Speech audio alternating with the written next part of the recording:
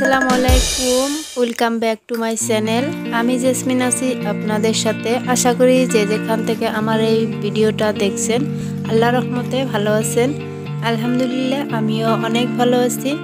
বরাবরের মতো আমার নতুন একটা ভিডিও দেখার জন্য সবাইকে ওয়েলকাম করছি।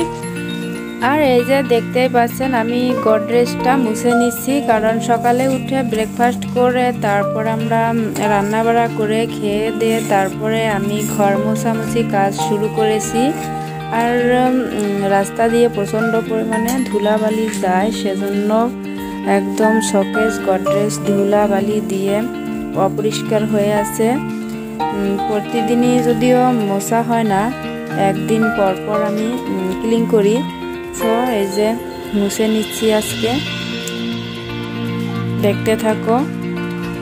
আর আলনাটার অবস্থা খুবই খারাপ, কারণ ওখান থেকে কাপড় সরিয়ে আপনাদের পায়া একদম এলোমেলো করে রেখেছে। আমি সেটাকে ঠিক করব, কাপড়গুলো ভাঁজ করে নেব।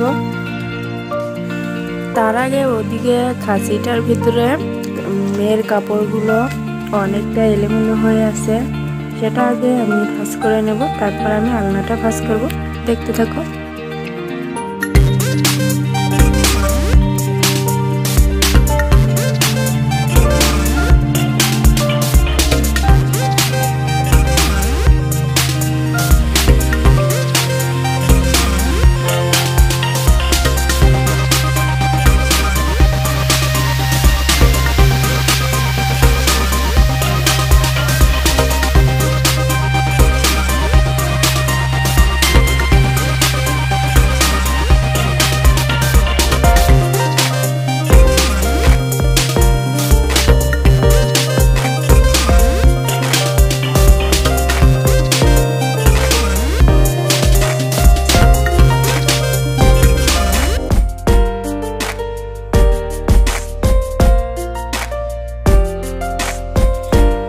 এই তো আমার পুরো ঘরটা মোছা ছাড়া পোছা সব কমপ্লিট হয়ে গেল।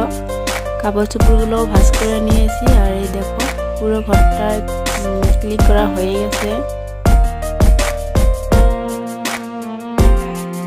তো আমার ওই ঘরটা মোছামুছি হয়ে গেলে আমি চলে আসলাম রান্নাঘরে। আর আমি আগেই এই বয়মগুলা সব যত বয়ম আছে সবগুলো ধুয়ে আমি শুকাতে দিয়েছি, কারণ দেখতে দেখতে রমজান মাস চলে আসতেছে, তার জন্য কিছু কাজ করে রাখলে ভালো হয়।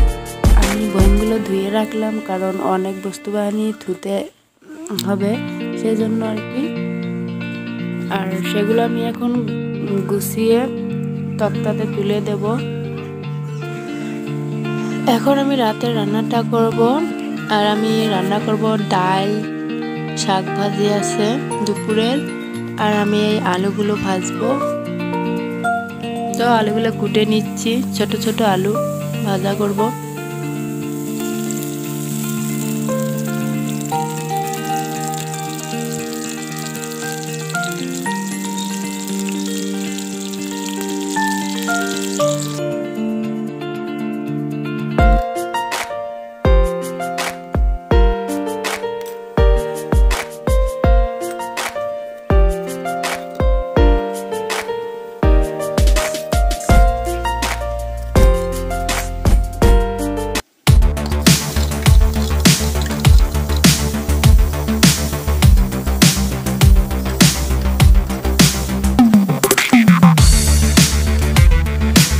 এই তো আমার আলু ভাজাটা কমপ্লিট হয়ে গেছে। আর ওদিকে আমি ডাল রান্না বসিয়ে দিয়েছি। আজকে রান্না করব মাটির ডাল আর আলু ভাজা।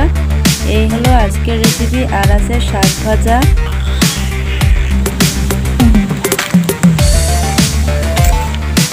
আবার দেখা হবে কালকে কোনো একটা নতুন ব্লগ নিয়ে। ততক্ষণ সুস্থ থাকো, ভালো থাকো, আল্লাহ হাফিজ।